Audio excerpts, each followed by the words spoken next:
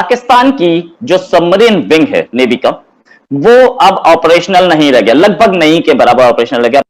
इनके वॉरशिप्स जो नेवी के हैं वो भी दिक्कत कर रहे हैं, उसके गाइडेड मिसाइल उस सिस्टम ठीक नहीं चल रहे हैं। इन्हीं शिप्स में FM-90 surface to air missiles जो हैं वो भी नहीं चल रही हैं। और पाकिस्तान की जो शिप्स हैं वो चाइनीज मेड शिप्स हैं ज्यादातर, इनके वॉरशिप्स जो नेवी के हैं वो भी दिक्कत कर रहे हैं। अभी हाल में चाइना के जो लैंड पे, नेवी के लिए नहीं, लैंड पे लगाए हुए मिसाइल्स थे, उन्होंने उड़ने से मना कर दिया था।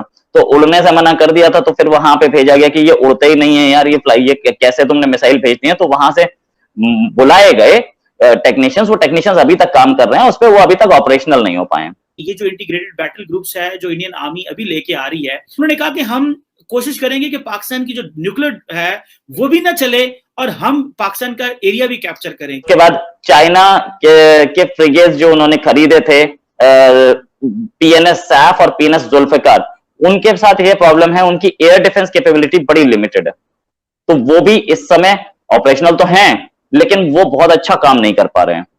इन्हीं शिप्स में FM-90 surface to air missiles जो हैं वो भी नहीं चल रही हैं। तो जुल्फिकार की रडार प्रॉब्लम्स भी हैं, PNS अजमत है फास्ट अटैक बोट, उसमें भी रडार प्रॉब्लम्स हैं। तो ये भी बहुत यूज करने लायक नहीं। पाकिस्तानी नेवी इस समय बड़ी क्राइसिस में आई हुई है। इसके साथ एक और इनकी बोट है PNS ज़ुर्रत, जिसका electronic warfare support measure system भी काम नहीं कर रहा है। टेक्निकल प्रॉब्लम जो है वो इनकी इस समय जो 2 सबमरीन ठीक से चल रही हैं वो हैं PNS हशमत और PNS हमजा। बाकी 3 ऑगस्टा क्लास सबमरीन्स जो हैं 5 में से, वो रीफिट पे हैं, वो रीफिट पे चल रही हैं और उनके साथ कुछ ना कुछ प्रॉब्लम जरूर है, इसलिए वो नहीं चल रही। ये जो बाकी नेक्स्ट ईयर तक जो सबमरीन मिल पाएंगे उसमें PNS हुरमत जो है वो उसकी एक स्टारबोर्ड इंजन की प्रॉब्लम है, जो electronic warfare support measure system काम नहीं कर रहा है उसका। देन दूसरा PNS 7 जो है वो इस साल अप्रैल से ही वो रीफिट पे चल रही है और रीफिट पहले टर्की की फर्म को दिया हुआ है और 3 साल लगेंगे उसको आने में। उसके साथ प्रॉब्लम यह है कि उसके टॉर्पीडो और बाबर मिसाइल सिस्टम उसका काम नहीं कर रहा है। चाइना को उन्होंने 8 सबमरीन 2019 में ही एक डिस्ट्रेस कॉल मारी थी कि भाई हमारे पास सबमरीन खत्म हो गई हैं, तो आप हमें सबमरीन दीजिए। चाइना को डिस्ट्रेस कॉल मारी, चाइना ने अभी तक उनको 8 सबमरीन का एक भी नहीं दिया और अभी करीब 1-2 साल तक वो दे भी नहीं पाएगा। चाइना की अपनी भी जरूरतें हैं और चाइना इनको देने में भी टाइम लेता है और ये इनका पैसा तो वो चाइना से जो पैसा है वही वापस करते हैं, तो कहां से आएंगे। चाइना को पता है यार ये तो गुरु घंटाल लोग हैं, इनके पास तो पैसा है नहीं, तो ये तो फ्री में मुफ्त में लेने वाले आदमी है, तो कैसे हम देंगे जब हमारे पास होगा।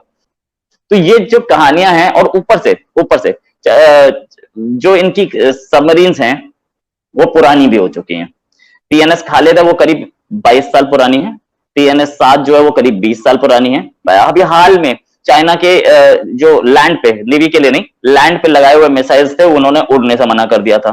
तो उड़ने से मना कर दिया था तो फिर वहां पे भेजा गया कि ये उड़ते ही नहीं है यार, ये कैसे तुमने मिसाइल भेजती है। तो वहां से बुलाए गए टेक्नीशियंस, वो टेक्नीशियंस अभी तक काम कर रहे हैं उस पर, वो अभी तक ऑपरेशनल नहीं हो पाए। साथ में चाइना के से इन्होंने JF-17 फाइटर बनाया था जिसकी कैपेबिलिटी बड़ी खराब निकली। हालांकि वो उसको बेचने में सक्सेसफुल हो पाए हैं, लेकिन उससे बेहतर प्लेन हमारा HAL का बनाया हुआ तेजस निकला। तो पाकिस्तान की जो कैपेबिलिटीज हैं वो अब गिर रही हैं क्योंकि पुराना सामान है, नया सामान खरीदने के लिए पैसा नहीं है चाइना से ही, और दूसरा कोई कंट्री आपको बेचने के लिए तैयार नहीं है। ये जो इंटीग्रेटेड बैटल ग्रुप्स है जो इंडियन आर्मी अभी लेके आ रही है, और ये कहा जा रहा है कि ये शायद इसी साल के सितंबर तक जो है ये बिल्कुल तैयार होंगे। और इसमें जो ऑब्वियसली इनका जो काम होगा वो ये होगा कि ये जो 9 कोर है इंडिया की, जो कि वेस्टर्न बॉर्डर पाकिस्तान के साथ देखती है, और जो 17 कोर है जो कि obviously northern border with China देखती है, सो ये इन जगहों पे ये इंस्टॉल होंगी, या इन जगहों पे ये अपना काम करेंगी। तो हमारे सामने ये आई, उन्होंने कहा जी कि पाकिस्तान के साथ जो लिमिटेड वॉर है under the nuclear overhang is possible. और उन्होंने ये कहा जनाब कि हम क्या करेंगे कि हम जो हमारी डिफेंसिव कोर है, जो हमारी डिफेंस फोर्सेज हैं, जो कि बॉर्डर के ऊपर ही होती हैं, एक डिफेंसिव होती है एक डिफेंसिव होती है, जो डिफेंस कोर है जो बॉर्डर के ऊपर है उसी के अंदर हम IBGs बना देते हैं, इंटीग्रेटेड बैटल ग्रुप्स बना देते हैं, और उन्हीं को ये कैपेसिटी देंगे कि वो हमला कर दे पाकिस्तान के ऊपर।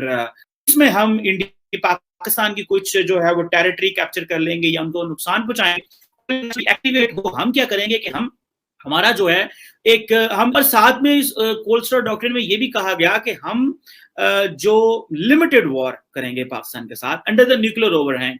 इट मींस कि पाकिस्तान का अगर देखा जाए कि जो न्यूक्लियर प्रोग्राम था दैट वाज ओनली, हमारा तो इंडियन सेंट्रिक है, हमारा तो किसी से लेना देना नहीं है, क्योंकि हम समझते हैं इंडिया हमें जो है वो इक्वल पार्टनर नहीं समझता या इक्वल रिस्पेक्ट नहीं देता और हम पे ऑफेंसिव रहता है। तो उन्होंने कहा कि हम कोशिश करेंगे कि पाकिस्तान की जो न्यूक्लियर है वो भी ना चले और हम पाकिस्तान का एरिया भी